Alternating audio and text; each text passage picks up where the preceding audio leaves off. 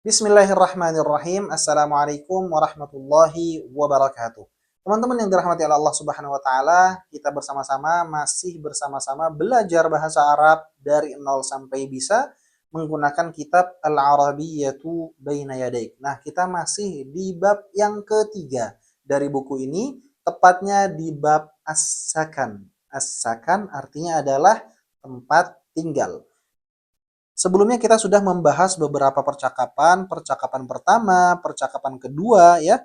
Nah, ini sekarang kita masuk ke al-mufradat al-idhafiyah. Kita sudah membahas sebelumnya di 3 episode, percakapan pertama, kedua dan ketiga. Nah, kita sekarang masuk ke dalam bab al-mufradat al-idhafiyah di halaman 63, teman-teman.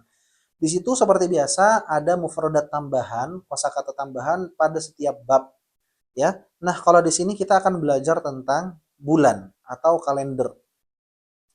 Nah, di sini kalian bisa lihat ya, di situ ada tabel kalender bertuliskan bulan Muharram, bulan Muharram.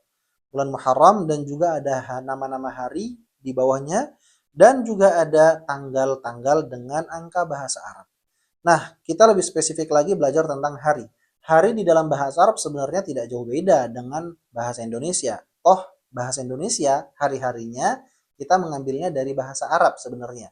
Jadi hari Senin kalau di dalam bahasa Arab itu al-itsnain ya, ats-tsulatsa, al-arbi'a, al-khamis, al-jumu'ah, as-sabt, al-ahad. Itu hari-hari di dalam bahasa Arab. Tidak susah karena sebenarnya sama dengan bahasa Indonesia.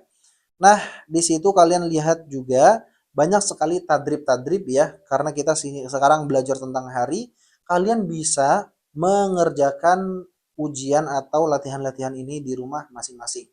Yang penting kalian sudah paham hari di dalam bahasa Arab sebenarnya sama dan 11-12 dengan hari di dalam bahasa Indonesia, yaitu hari As-Sabt, Yaumus Sabt, hari Sabtu, Yaumul Ahad, hari Ahad, Yaumul Itsnain, hari Senin, Yaumus Thulatha, hari Selasa, Yaumul Arbi'a, hari Rabu, Yaumul Khamis, hari Kamis, Yaumul Jumu'ah, hari Jumat.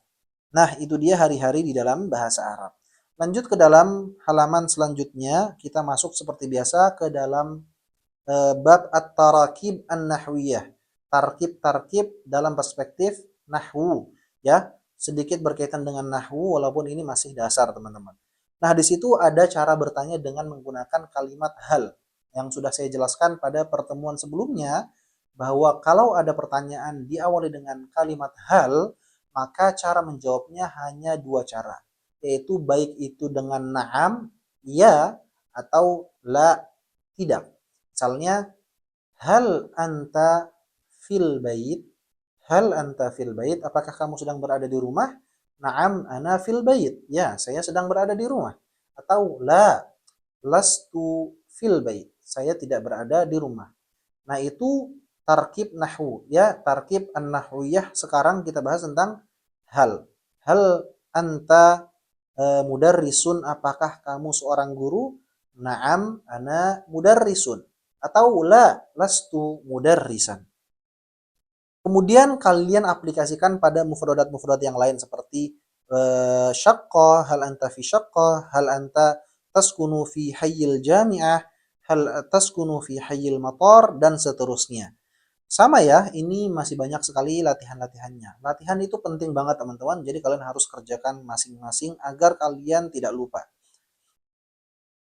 Kemudian di halaman selanjutnya 65 ada cara bertanya yang lain, yaitu dengan madza. Madza artinya adalah apa. Madza turid, apa yang kamu mau. Madza turid, apa yang kamu mau. Contohnya, madza turidu an ta'kul, kamu mau makan apa. Madza turidu minat ta'am, kamu mau apa dari makanan, ya.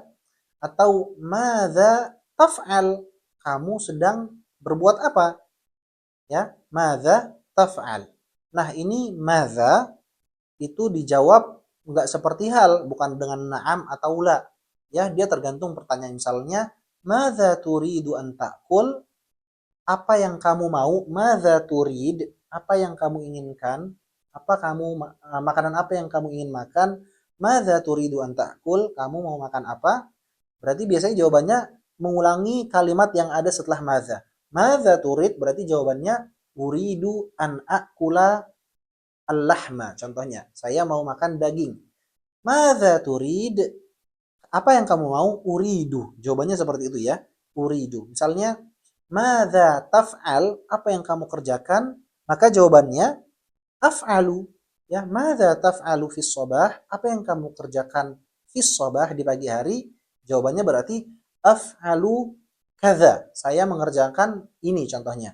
Af'alu ad-dirasah misalnya. Atau juga bisa langsung kalian masuk ke dalam fiil tertentu misalnya madza taf'alu fil bait? Apa yang kamu kerjakan di rumah? Adrusu, saya belajar. Atau akulu, saya makan. Atau anamu, saya tidur. Ya, jadi begitu. Ini perkataan atau pertanyaan dengan menggunakan madza. Halaman selanjutnya di situ ada cara bertanya bilangan. Tatkala kita ingin bertanya ini bilangan berapa, bertanya tentang bilangan, maka cara bertanya adalah dengan menggunakan kalimat kam. Misalnya kam kam ghurfatan fi syaqqah, ya. Kam ghurfatan fi syaqqah? Berapa jumlah ruangan pada atau di dalam apartemen? Kam ghurfatan fi syaqqah? Berapa jumlah ruangan? Atau misalnya kam nuqudan ladaika? Berapa uang yang ada padamu? Kam zaujatan ladaika? Berapa istri yang kamu miliki?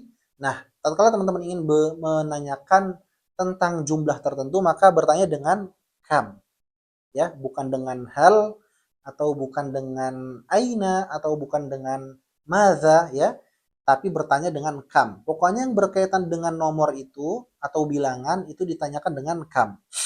Nah, jawabannya seperti contohnya kam ghurfatan fi syaqqati khamsu ghuraf. Di syaqqah ada 5 ruangan. Dan begitu seterusnya ya, teman-teman ya.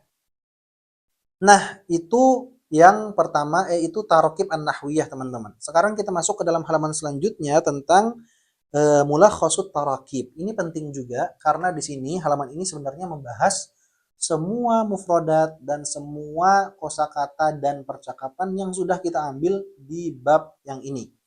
Nah, di situ yang pertama ada uridu, saya mau. Nah, ini tinggal dicocokkan dengan kalimat-kalimat setelahnya.